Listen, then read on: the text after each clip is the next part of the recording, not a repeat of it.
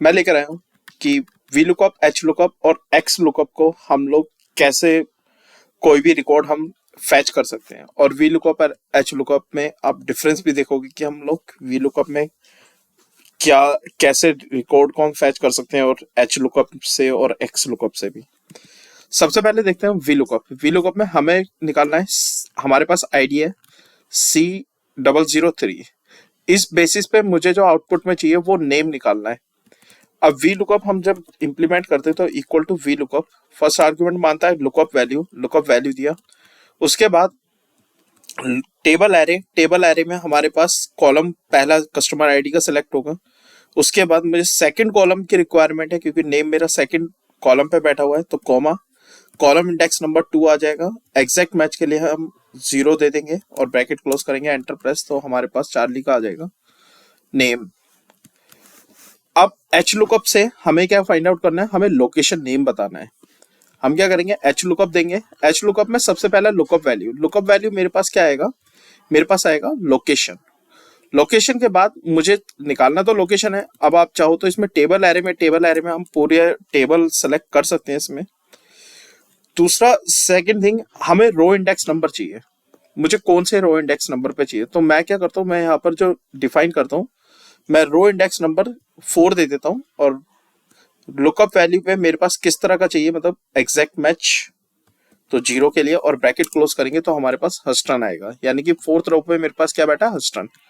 और आप देखो तो ऊपर से फर्स्ट सेकंड रो हो गया, थर्ड हो गया, और फोर्थ रो पे मेरे पास क्या बैठा, लोकेशन पे हस्टन बैठा हुआ है। अब बात करते हैं एक्स लुकअप से हम कैसे निकाल सकते हैं। एक्स लुकअप से हमारे पास हम क्या करेंगे, एक्स लुकअप लेंगे, लुकअप वैल्यू हमारे पास आएगी सबसे पहले। उसके बाद हमारे पास बोलेगा कि लुकअप वैल्यू का table array, lookup array select करना है। लुकअप एरे हमारे पास सबसे पहले आएगा जो बेसिस पे हमने लुकअप वैल्यू दी है। तो हमारे पास कस्टमर आईडी है, तो उसका कस्टमर आईडी का हमने लुकअप एरे दे दिया। और रिटर्न एरे में हमें क्या चाहिए, रिटर्न एरे में हमारे पास क्या होना चाहिए, परचेज अमाउंट होना चाहिए। परचेज अमाउंट मुझे निकालना है, फिर कॉमा। अब उसके बाद जो ब्रैकेट में आपके पास आ रहे हैं क्लोज, ये जो आ रहा है बिग ब्रैकेट क्लोज में, तो ये ऑप्शनल आर्ग्यूमेंट होता है।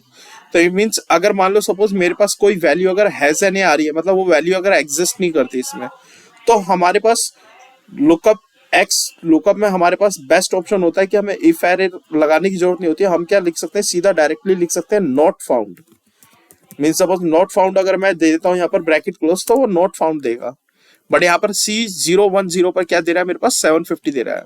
सपोज मैं यहाँ पर इनपुट में C010 में अगर मैं यहाँ पर वैल्यू चेंज कर देता हूँ, इसकी आईडी चेंज कर देता हूँ, सपोज C011 दे देता हूँ, तो अब देखो नॉट फाउंड आ गया मेरे पास लिखा हुआ है ना। और अगर मैं वही वी लुकअप में अगर यही चीज मैं चेंज करता हूँ, तो वी लुकअप में अगर मान लो सपोज मैं आईडी को थोड़ा सा एक्सटेंड कर देता हूँ, कुछ भी अगर मैंने आईडी एक्सटेंड करी, तो आप देख रहे हो तो मेरे पास आउटपुट में क्या दे दिया, हैज एन ए दे दिया। तो वी लुकअप में अगर हमें इस चीज से डील करना है तो उसके लिए हम क्या करते हैं, इफ एरर का यूज करते हैं। इफ एरर जब हम लगाते हैं तो उसके बाद हमें लास्ट में जाकर अगर हम देंगे इन्वर्टेड कॉमा में, जहां पर अगर वैल्यू मेरे पास अगर एरर में आ रही है तो हम देंगे नॉट फाउंड। यहाँ पर अब लिखेंगे तो अब ये नॉट फाउंड देगा हमारे पास। बट एक्स लुकअप लगाते हुए हमारे पास ऐसा कोई कंडीशन नहीं होती, हमारे पास आर्ग्यूमेंट होता है लास्ट में, वो चीज हम यहाँ पर दे देते हैं। तो फाइनली हमारे पास जो आंसर आया वो आया 750, और लुकअप से वैल्यू से फैच होकर आया हमारे पास Charlie. Thank you for watching this video.